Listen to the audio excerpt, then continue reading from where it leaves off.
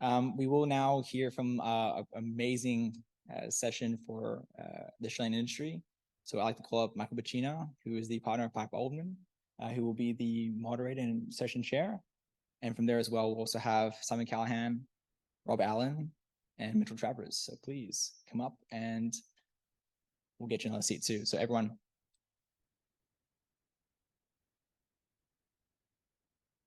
All right.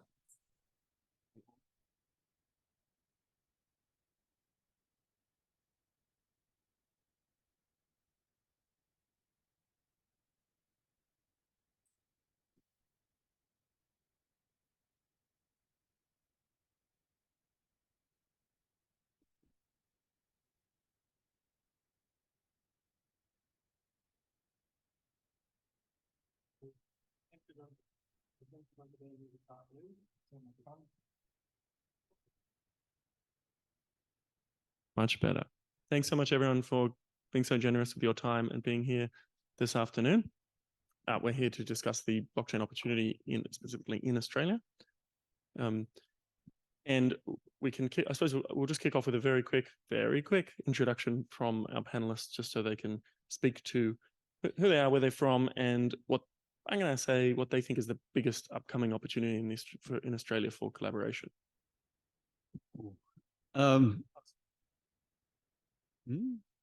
My name's Rob Allen. I have been in and around the blockchain industry for about 8 years now. My background's in banking and in payment systems primarily, and I have just taken a role at Australian Payments Plus to lead the national payments industry strategy for Web3 and blockchain. That means the next 6 months I'll be doing a lot of consultation, both with government and industry, to determine where in a Web3 future the Australian payments systems sit, if indeed they should sit anywhere, given that we've got new payment rails that are blockchains. So I'm happy to talk about that. I'm also on Blockchain Australia board with Michael and an organization that Simon is the CEO of. Thanks, Rob and Mike. Yeah, I'm CEO of Blockchain Australia, as Rob just referred to. So I joined in June this year, taking over from Steve sitting at the back there, who will be on the next panel. Prior to that, I was leading the digital asset program at Cambridge Uni. And prior to that, I worked at a couple of failed CFI lenders and spent time in IT services prior to that as well. And my technical background's in spatial. Cool. Hi, everyone. Know you all well. Co-chair of the IKP working group, Mitchell Travers, and of course, co-founder of Solbius. Did you want me to get into where I think the best blockchain opportunity is now, Michael? Yes. Yeah, cool. I actually think, and I've been thinking about this over the past 3 days. BGIN is a pretty cool organization, and one of the discussions that we had was around research and development and standards setting. And I believe that Australia is actually in quite a opportune position to support with the standard setting around blockchain technology, whether or not that's in the non-financial applications such as key management, wallet and access controls, or in the financial applications. Actually, I sort of want to refer to the Treasury paper, the consultation paper that came out. I think it was 2 months ago, and the consultation is due on the 1st of December. It was one of the better papers that I've seen come out of the government in terms of understanding of blockchain technology, and also referencing the new primitives and sort of I guess, opportunities that the Australian government will need to manage in regulating this sector more clearly. So I believe that if over the next 6 to 12 months, if the Treasury and the Australian government is able to provide actionable insights and have proper consultation with the industry participants, that could actually leapfrog us to being, rather than a fast follower, to a leader in setting some of these standards. So yeah, I'll let the rest of the panel speak to that. Thanks. I probably won't go too deeply into the standard side of things, but I generally don't disagree. We've had a couple of meetings with Standard Australia. We've got another one next Wednesday about holding some events around this standard space and the evolution around that for our members in the new year. Scott Farrell, of course, a former partner at Kingwood and Mallison, KWM, has been heavily involved in CDR and payment space, and is chairing an ISO committee on blockchain standards. So we do quite a bit of work around standards here in Australia.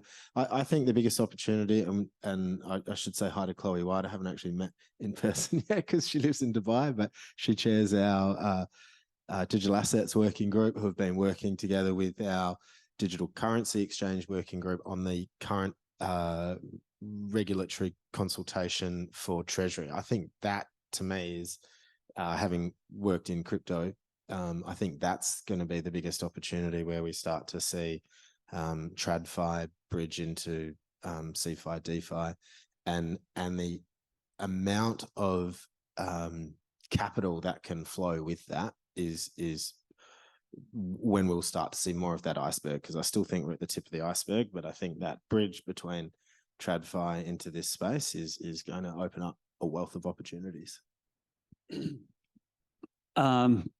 I think there are two key areas that are developing very rapidly, and Dimitris referred to them. I've spent the last 2 years working in the Hedera ecosystem. Hedera is a layer 1 protocol, and I co-led our sustainable impact fund. So we invested over $100 million in ESG and sustainability use cases. I think there are problems to be solved, as Dimitris again pointed out, in broken carbon markets, in ways of enabling trust in systems that we all feel very passionately about, and saving the planet. And I think the trust that well-implemented blockchains brings, and for me, the core property of decentralization is trust. That translates to things like sustainability, to carbon credits, to biodiversity. Here in Australia, working with a number of organizations that are focused specifically around that space, tokenizing carbon credits. We have reef credits up in Queensland, protecting the Great Barrier Reef. We have a great industry growing around green hydrogen, and other forms of environmental assets.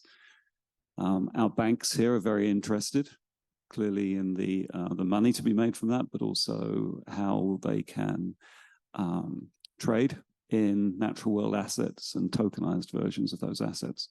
So I think that's a big area of that's growing. And the second one, which is similar and related, is real world asset tokenization. So carbon credits are real world assets, and the tokenization of them falls into that category.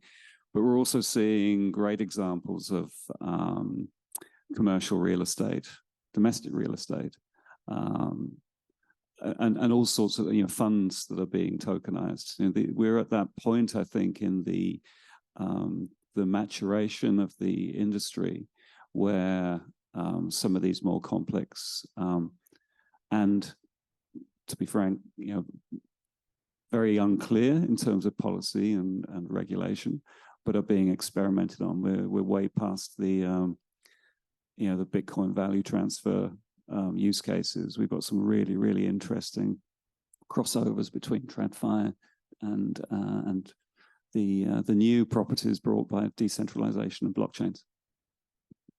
Well, thank you, Rob. That jumped a bit ahead into my next question, because I was going to ask each of you, so you're off the hook, but I was going to ask each of our panelists for, oh no, you still might be able to, for just if they could identify one interesting Australian collaboration that's taken place in blockchain that they think would be worth showcasing, or that some interesting learning came out of that they weren't expecting. Could you speak to that? You could do a really quick one, Rob. Can I do two? As long as it's a proof of concept or pilot or something. So no, it's a real world use case. So there's a company called Fresh Supply Company. that is an agricultural supply chain use case and company based here in Australia. They have been operating on the MasterCard Provenance blockchain for a couple of years, and Provenance is a private permissioned blockchain, which was or is about to be sunset, switched off. It's not core to MasterCard business. So Fresh Supply Company came to us at Hedera and wanted to build on our public ledger, which they were able to do very easily. What they're also, because they're a traceability use case, one's emissions tracking is a use case which overlays very easily onto supply chain traceability. So now they're expanding using what I was just referring to in terms of the ESG and sustainability use cases, and creating emissions token, emissions tracking tokens, so greenhouse gas emissions tokens, which can then be accounted for, audited, verified on chain, and used to offset their operation. So that's pretty cool. And then related to that, another one is an ASX listed business called Timeless. And Timeless are doing much the same. They're tokenizing carbon credits. We have a system called the ACU, the Australian Carbon Credit Unit, based on a platform that the government operates. So those are being tokenized as well. So if you can tokenize emissions tokens and carbon credit units, then you can account and offset in a way that is auditable and introduces credibility to ESG reporting, which is absent in most ESG reporting by corporates and the businesses of the world right now. So I think that's an excellent use case for blockchain, and it's not a proof of concept. This is actually happening in Australia right now. Thanks, Rob. I'd be interested to hear more about Hedera and the new digital technologies that you're working on as well, but we can talk about that after. I'm going to keep it technically really simple, but I think it's a good application from a business perspective. A company called Stables in Sydney, they excuse me, they just won 2 Australian Blockchain Industry Awards fortnight ago. Cross-border remittance. So we have a large immigrant population in Australia from across various parts of Asia, as well as the Pacific. Some of the cross-border payment remittance, the fees associated with it from traditional finance, 30% and above, like a huge amount of value lost to the economy there, and the Australian society, as well as the societies where that money is going. And very simple solution, cost-effective, fast way to transfer money. They've just opened up their pilot into Philippines. We've got a large Philippine diaspora here in Australia, and I think it's a very simple solution, but executed very, very well, and has the ability to impact many people. So I guess I'll go with the identity and key management piece. One of my favorite projects coming out of Australia is a project called Verida. And they've almost transitioned now into the sort of borderless economy that we imagine blockchain to sit within. So they've actually recently done Polygon ZK layer, the identity wallet for that. Now, what I find interesting about the Verida protocol is that it is actually a combination of 2 fundamental blockchain technologies. One is decentralized storage, and the other is identity, key, and access management. Fortunately, they've also used soulbound tokens for on-chain attestations and credentials. So if, as everyone knows me well, that's a super interest of mine, is the on-chain credentials. So then we can build the reputation economy. And I believe that, yeah, that could be one of the sort of gems of the Australian economy being exported globally. If we're able to have this sort of borderless digital economy emerging globally using solutions like Ethereum, of course, and then Polygon, both fundamental blockchains to the Web3 ecosystem. If one of these Australian businesses is one of the major resources of the wallet provisions here, I think that is really quite special. So yeah, I'll pass back to Michael. Great. And I'll throw in one, which is my personal favorite. The Australian Open has done the last 2 years, just a great digital collectible, digital tennis balls that come out randomly, but they also did great collaboration with artists around the world who submitted their art, and they chopped up the tennis court into squares. And if the match point ball landed in your square, you got a prize. In fact, one of mine won. So somehow I think I get tickets to a final next year, which is great. Just bringing a really simple collectible in a very easy to access way, utilizing that kind of brand leverage. I think it was probably the first of its kind for a big sporting organization, but you've got obviously a number of other sports now looking up as to how they can, in effect, create value from the goal line or the points or something else in the game, which they haven't been able to before. And when you're dealing with sometimes not for profits that have big dollars going through the door, big dollars going out, any new revenue source for sport is really important. And Australian Open, I think, was putting a bit of the revenue from that to effectively Tennis Foundation for young kids to learn how to play tennis, which was a very good opportunity there as well. And now let's move on to challenges. What do each of you think is one of the biggest or one of the challenges facing that Australian collaboration blockchain opportunity, and how do we get past it? And you're not allowed to say regulation. I need a different one.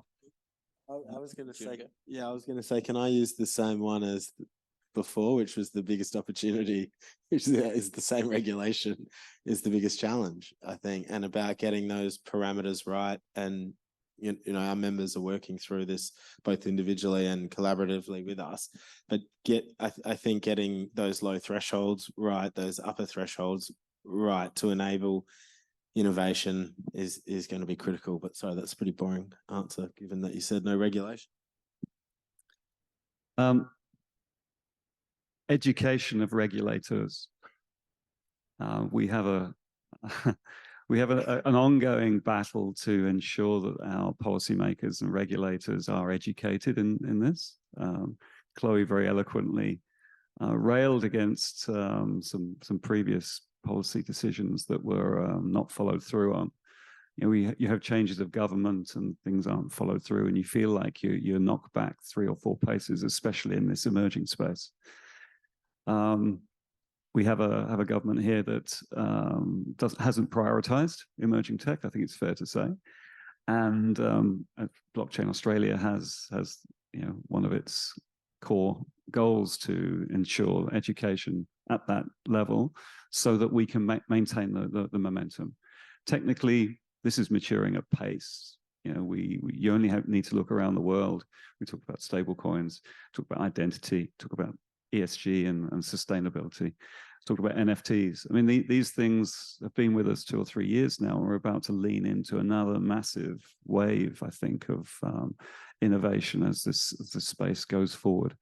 The challenge is in making sure that the regulators and the policymakers keep up with it, or at least, trail close behind. In my new role with Australian Payments Plus, I'm going to have to do a lot of that education. We have stable coins right now. We can operate stable coins at a micro level because we've got a very, very scalable chain that we use in Hedera, but we can also integrate with banks that are doing big transactional transactions between institutions. But we're not in a place of clarity, so we can't proceed at the pace that we know that we can proceed at.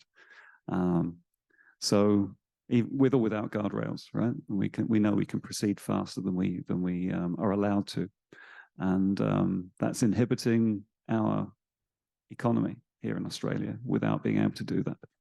But then we're not as badly served as some jurisdictions in the world, so it's not that bad. And we've got some great talent here, some great resources, some great businesses experimenting and pushing the envelope.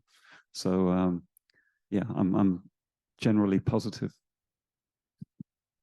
So mine's an interesting one because it's both a challenge but also an opportunity. So sorry about that. But it's actually around the subject of, I guess, exporting and brain drain in Australia. I think that this is like a really important topic for us to understand. And I had a fascinating conversation with Ken Sun last night about the fact that once a country gets to around, and there aren't many countries like this in the world, 100 million in population, they almost fundamentally have to focus on domestic issues because the population is too big. There is lots of things to navigate, etc. But Australians, 26 odd million people. That means that we're actually able to focus on international dialogue. And as I was saying before, standard setting and being this sort of player in this borderless economy and allow for the individuals who have grown here and been educated here in a fantastic education and an even better financial system traditionally to then go and export that talent. But I think that one of the challenges that Australia has, and it's also a little bit of an issue in my eyes, is that it doesn't have any programs to foster this export and this talent, and especially in the emerging tech. And I know that my fellow panelists have sort of mentioned this. Because of an under-resource of emerging tech, it almost then becomes an individual motivation for you to go to Australia and export yourself as talent, when really it should be almost like a empowered move. So this is why I was saying it's both an opportunity and a challenge. I think that if the Australian community was able to get around building this talent-based export flow into global organizations, then we would come back with some fantastic ideas and some even better connections to then grow the Australian economy. And you're suggesting more of a policy-led approach to that, or a cultural-led approach to that? Good question. I would say a policy-led approach is where I see the challenge being, but the culture-led approach is almost where the opportunity is, because a lot of projects in the more decentralized side of Web3 have actually come out of Australia, but they are labeling themselves as a borderless Web3 native entity. Of course, this is for multiple reasons. One, you have a network of developers, engineers, and founders in a global lens building a lot of these projects, collaborating. So it is difficult to sort of come under one roof of one jurisdiction. But yeah, I guess that's how I'd answer that. Culturally, opportunity, policy challenge. Excellent. And being mindful of time, I thought I'd throw to see if we had any questions from the audience for our panelists. Don't be shy.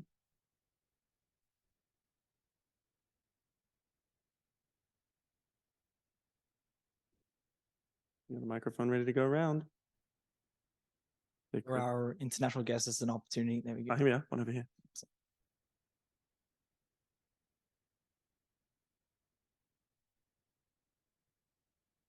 Thank you. So I come from a CX, and my question will go to Rob. So as a payment, I know that Australian government's kind of very tricky on doing the bank accounts, opening the bank accounts.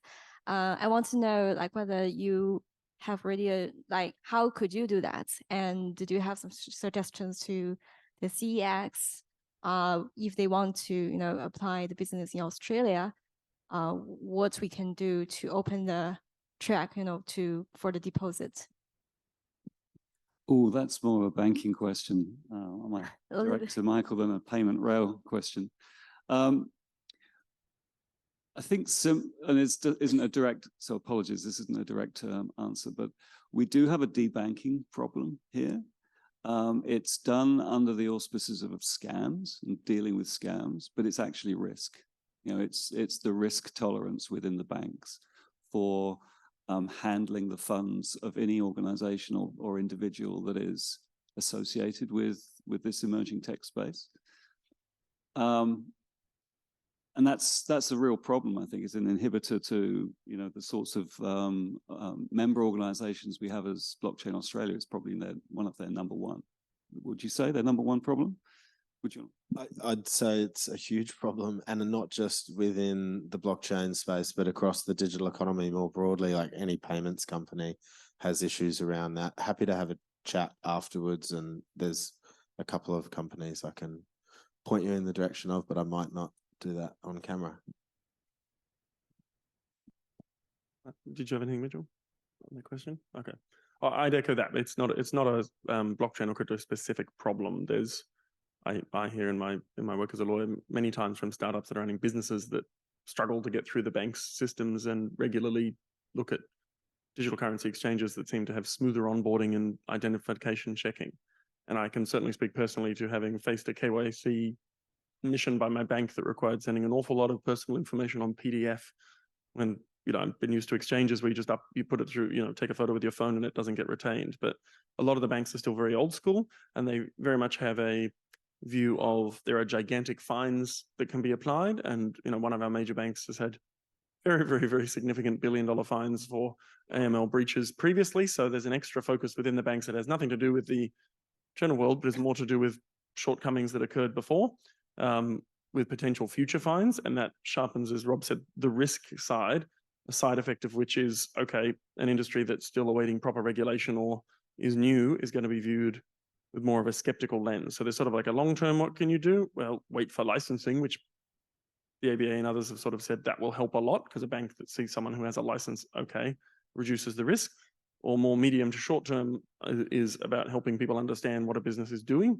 And then there are some, you know, very short term strategies that, you know, some might be able to speak to later with you about that can help. And there are some people out there who try and help source banking for folks and help the banks understand just what the business is. Because if you just walk in and try and do it cold, you may get treated like a number, and then a risk matrix is going to potentially have you be rejected. And it would be great as part of this regulation that we're going through at the moment if there were a coordinated approach with APRA, who from a government perspective really manage that risk, which is exactly what Rob was saying. It's a risk rating that APRA will give, and the banks have issue with. You know, I look to Hong Kong and the HKMA and how they've approached it as a coordinated approach, and their chair publicly calling out Bank of China, HSBC, Standard Chartered, and 5 other banks. I don't think we would ever see Joe Longo from ASIC doing that, but that you may be having more of a coordinated approach, similar to Singapore as well with the MAS, where all of those different agencies roll into the one authority.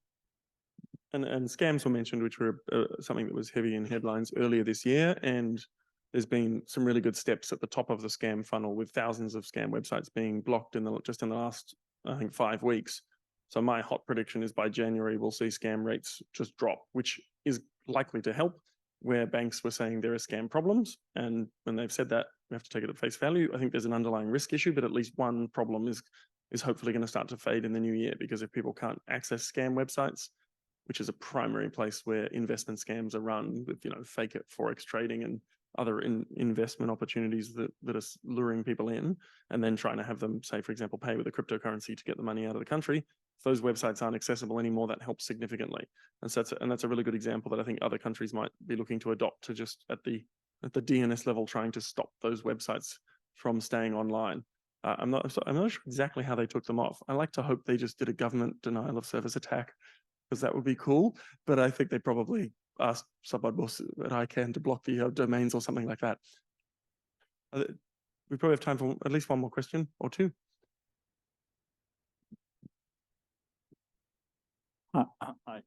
Since the experience of the working at the APEC region, just wondering, discovering the Oceanian blockchain collaboration opportunity. As she said, there's lots of economies in the Pacific Island, which is de-risked by the correspondent banking network. Some nations have carrying the US dollar bill by the boat to enable the payments amongst their economies. So what about, because, and also there's a, let's say, very international nature of the university students or faculties in Australia, and many good universities. So very much kind of regional view can be obtained through them. So it's a great opportunity for you to not only the kind of mainland Australia, but the surrounding economies. Any kind of initiatives?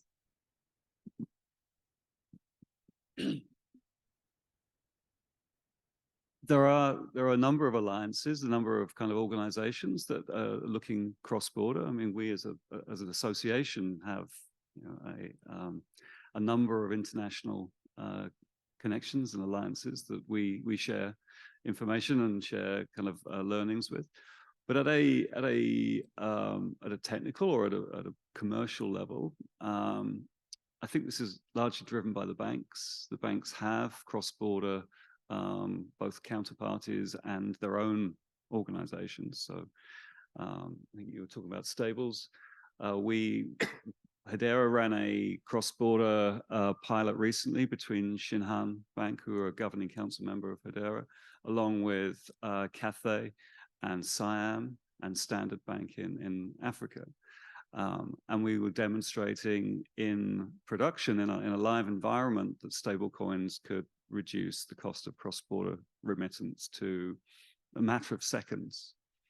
And from customer to customer, so from Korea in Korean won to South Africa in rand, in a matter of seconds. And this was underpinned by the banks.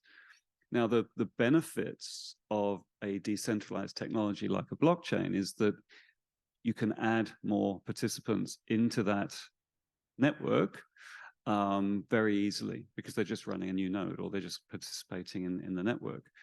If it were a private network, whether it be a blockchain or other, then there's a lot of onboarding, there's a consortium to manage, there's a lot of overhead. With an open and public ledger, that doesn't happen. So I think we're not quite there yet, obviously, because banks are still very reluctant to join those sorts of networks. But the networks exist at the foundational layer, at the commercial layer. I think the participants are just coming, but they'll be ready when they come and when the regulation is there. I think between the participants, between participating regulators with regulatory bridges that support the commerce across that border, then the technology will be ready. Thank you. Yeah, I'm curious how much the panel, I think, kind of real world asset tokenization in Australia is kind of held back by not having a settlement instrument, stablecoin or CBDC or other thing like that. And also, I guess for Rob, in investigating kind of payments rails, are you looking beyond payment to also look at settlement? Like not just paying for stuff, but also buying things? That's an excellent question. I'm hogging the mic here, but thanks, Mark. You know me too well. The answer is yes, maybe, on the settlement question. The hypothesis that we're starting in for Australian Payments Plus is, so I'll take a step back.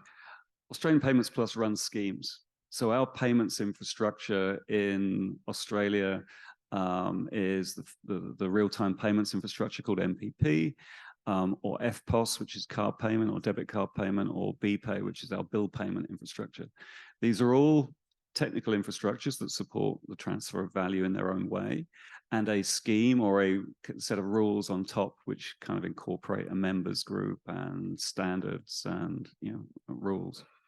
So if we have a right to play in a Web3 future, the Australian payments industry would probably manage a scheme.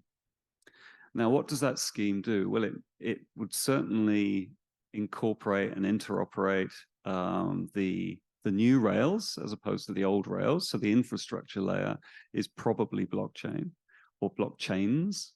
It will probably incorporate some kind of exchange mechanism because there won't be one chain to rule them all. There'll be a selection of chains that are have special purposes perhaps. And then because we need to have a kind of future that is familiar with the current state, so debit card payments, for example, it may well be that settlement is part of that combination of technical assets that support the scheme.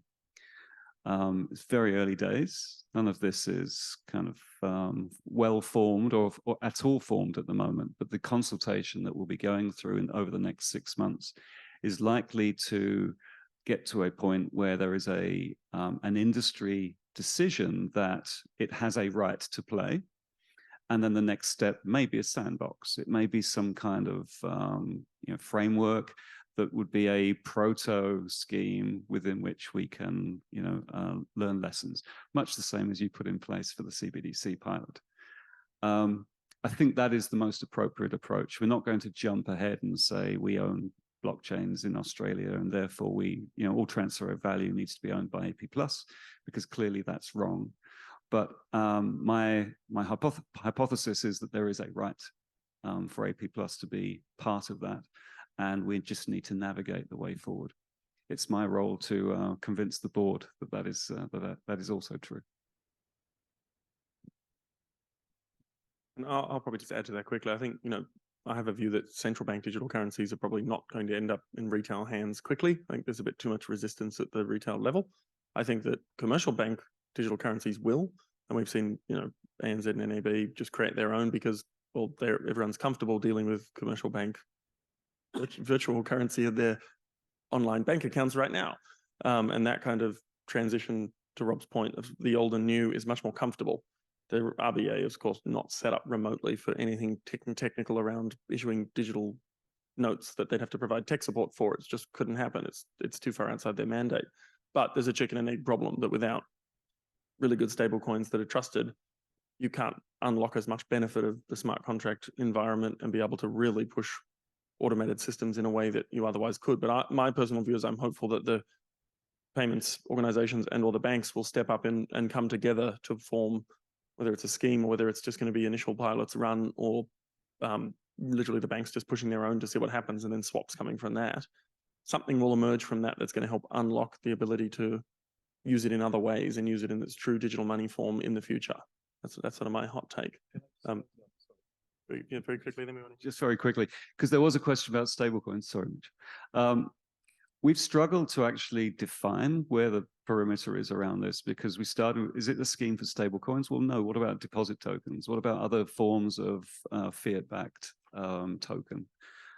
Is it Web3? Well, no one really knows what that incorporates, so it's probably not well enough defined for our purposes.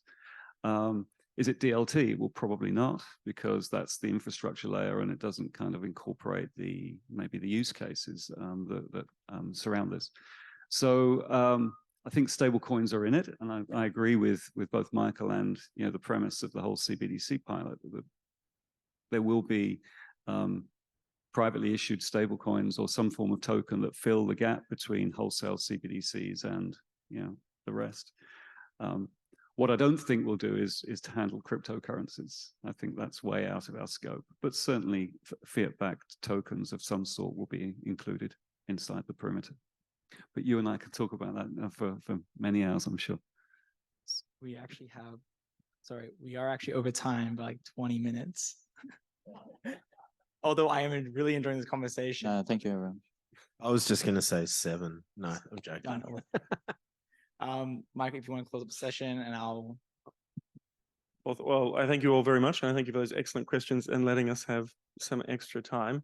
I think we're handing over now to an excellent example that we didn't mention earlier, so we wouldn't tread on Roy's toes in coming up to speak. So I'll hand over. If you join me in thanking the panel.